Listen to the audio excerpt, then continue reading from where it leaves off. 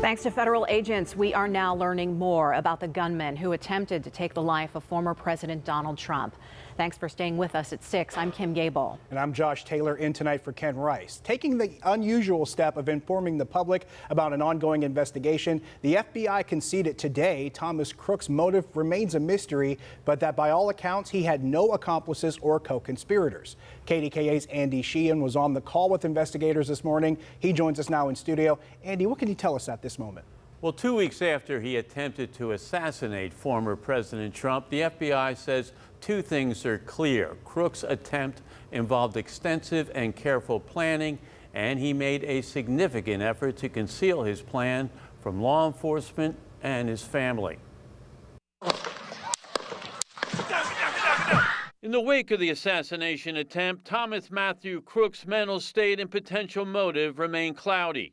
On the conference call, Kevin Rojak, special agent in charge of the FBI's Pittsburgh office, called Crooks a highly intelligent loner with few, if any, friends, who left no manifesto nor participated in social media or message boards as he carefully planned the assassination attempt, even encrypting his phone to thwart subsequent investigations. While the FBI's investigation may not yet have determined a motive, we believe the subject made significant efforts to conceal his activities.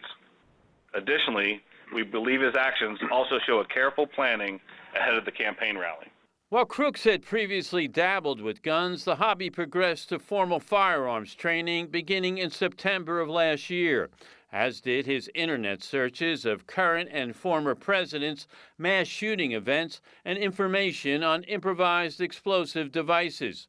Rojak said the AR-15 style rifle used had been initially purchased legally in 2013 by Crooks's father, who legally transferred ownership to his son last year. Starting in spring of last year, Crooks began making 25 purchases from online firearms vendors using aliases. Earlier this year, he also used aliases in making 6 purchases of chemical precursor materials used in explosive devices later found in his car and home. On the day of the Butler rally announcement, Rojak said Crooks made an internet search of how far Lee Harvey Oswald was from President John F. Kennedy in Dallas in November 1963. A week prior to the event, he flew a drone over the farm show grounds, and Rojak said on the day bought a backpack with a rifle with a collapsible stock as he made his way to his position on the roof. However, we are still working to determine how the subject was able to conceal the rifle until just minutes prior to the shooting.